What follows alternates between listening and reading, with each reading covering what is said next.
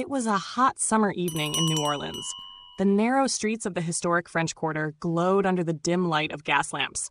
The earthy scent left behind by the rain lingered in the air, and the shadows of old buildings stretched across the sidewalks. 83-year-old Morgan Freeman stood in front of a small bookstore filled with antique books. The faded letters on the worn wooden sign read, "Hawthorne Antique Bookshop." As he stepped inside, the wooden floorboards creaked slightly beneath his weight. The shelves were packed with dusty books.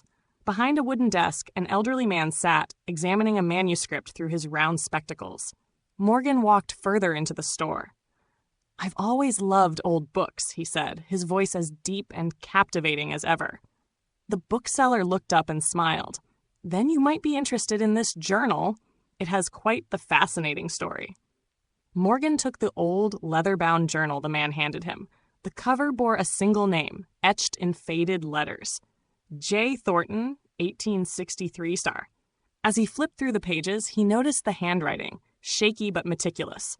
The journal had been written during the Civil War and detailed a slave's desperate struggle for freedom. But something caught his eye. On some pages, the handwriting became rushed and frantic, as if the writer had been overcome by fear. One of the final pages was missing. Adjusting his glasses, Morgan turned to the bookseller. "Where did you find this?" he asked. The bookseller sighed. It belonged to the great-great-grandfather of the shop's previous owner, but the most intriguing part is the legend surrounding it. According to the story, J. Thornton, the author, drew a map while fleeing and attached it to the last page of the journal. But that page went missing many years ago. Morgan carefully closed the journal and took a deep breath. "We need to find that page," he said. To him, this wasn't just an old story. It was a lost piece of history, a real-life struggle that had been buried in time. The next day, he and the bookseller set out for an abandoned mansion where J. Thornton was believed to have once lived. The estate, now in ruins, was covered in moss and littered with broken windows. As they stepped inside, dust swirled in the air. Morgan tightened his grip on the journal. "If the missing page is here, we need to think carefully about where to look," he said.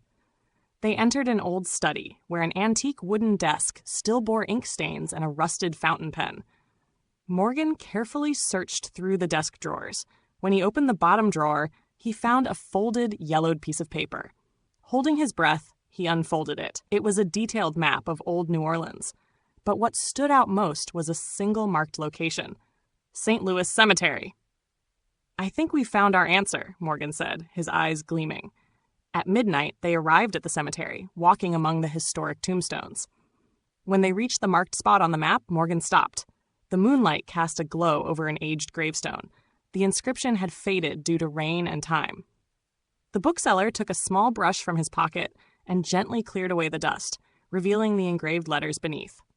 J. Thornton, 1863. Morgan took a deep breath and knelt beside the grave.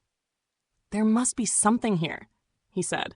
When the bookseller lightly touched the soil near the stone, a small hidden compartment opened at the base of the tombstone. Inside, they found an old metal box. Carefully opening it, they discovered a golden locket and a small note.